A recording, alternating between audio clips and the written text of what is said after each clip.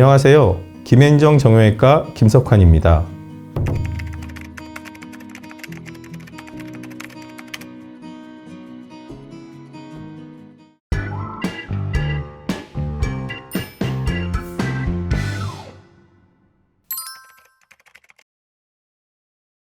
퇴행성 관절염은 관절을 보호하고 있는 연골의 손상이나 퇴행성 변화로 인해 관절을 이루는 뼈와 인대 등의 손상이 생겨 염증과 통증이 발생하는 질환입니다.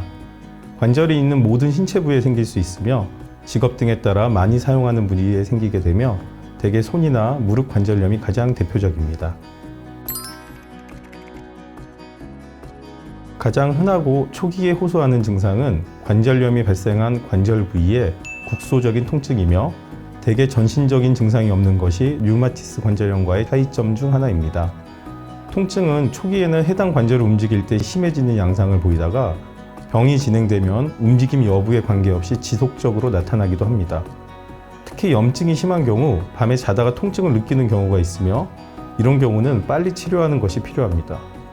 그 외에 관절 운동 범위의 감소, 부종, 관절 주위에 압통이 나타나며 관절 연골의 소실과 변성에 의해 관절면이 불규칙해지면 관절 운동 시 마찰음이 느껴질 수 있으며 이와 같은 증상들은 일반적으로 서서히 진행되며 간혹 증상이 좋아졌다가 나빠지는 간헐적인 경과를 보이기도 합니다.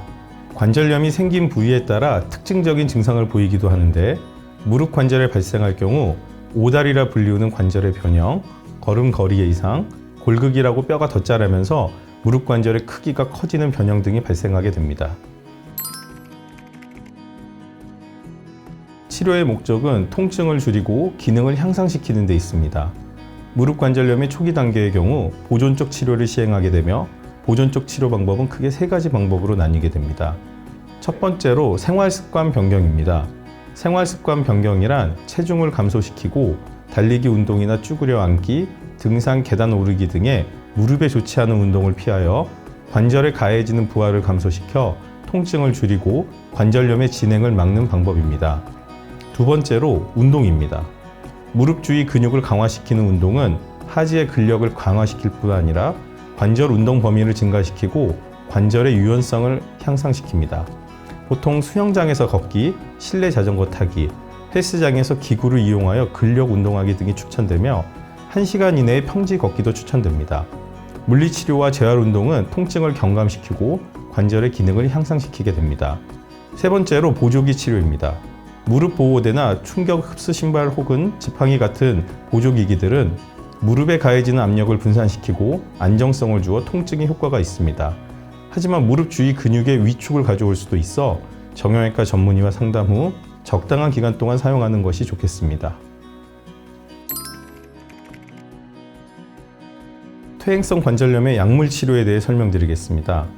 앞에 세 가지 방법으로 통증의 치료가 되는 경우도 있지만 대부분의 경우 통증의 호전까지 많은 시간이 걸리기 때문에 통증으로 병원에 방문하는 환자분들의 경우에 거의 모든 병원에서 약물 치료를 병행하게 됩니다. 무릎 관절염의 치료에 사용되는 약물은 여러 종류가 있지만 환자분에 따라 병의 진행 정도가 다르기 때문에 상황에 따라 처방이 달라지게 됩니다.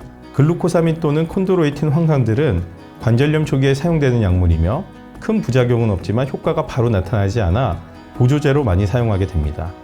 아세트아미노펜이나 아스피린 같은 단순 진통제를 쓰기도 하고 교과서적으로 일반적인 관절염의 1차적인 약물로 되어 있지만 염증을 줄여주는 강도가 약하기 때문에 보통 통증이나 부종 등으로 병원에 방문하게 되면 단순 진통제보다 조금 더 효과적인 약물인 비스테로이드성 항소염제를 처방받게 됩니다. 이 약물은 효과는 좋지만 전신부종이 발생할 수 있고 신장과 간에 영향을 주는 부작용이 있으며 위장장애를 일으킬 수 있어서 신장이 좋지 않거나 위궤양, 십이지장 궤양 등이 있는 환자분들의 경우 꼭 본인의 병 및 복용 중인 약에 대해서 미리 말해주어야 이러한 부작용을 줄일 수 있습니다. 또한 약을 먹고 전신이 붓는 경우도 있는데 이런 경우는 약을 끊고 의사와 상의하여 약을 변경해야 합니다.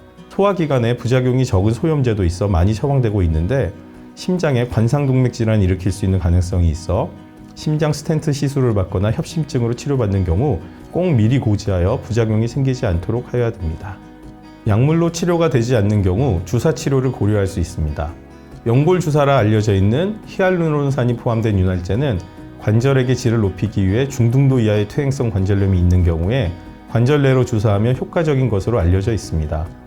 DNA 주사라고 알려져 있는 PDRN 주사, 관절 주위의 근육 및 인대를 강화시키는 프롤로 치료, 본인의 혈액을 이용하여 치료하는 PRP 치료, 콜라겐을 이용하여 치료하는 콜라겐 주사 치료 등도 현재 사용되는 치료 방법이고 제한적인 효과가 있는 것으로 알려져 있습니다.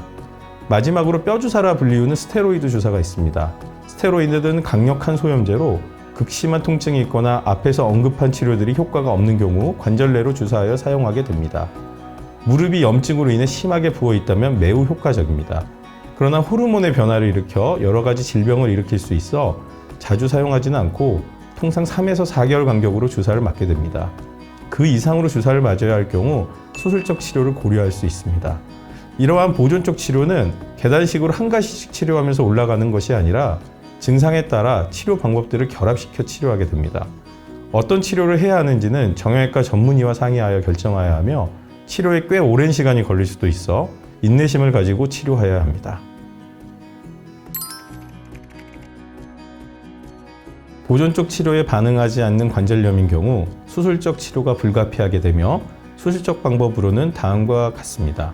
관절 내시경적 수술로 파열된 연골이나 조각을 제거해주는 방법, 관절 연골 재생술이나 줄기세포를 이용하여 연골을 재생하는 방법, 근위경골 절골술을 시행하여 오다리라 불리우는 휜 다리를 곧게 펴주는 방법, 인공관절 치환술로 손상된 관절을 대체하는 방법 등이 있습니다.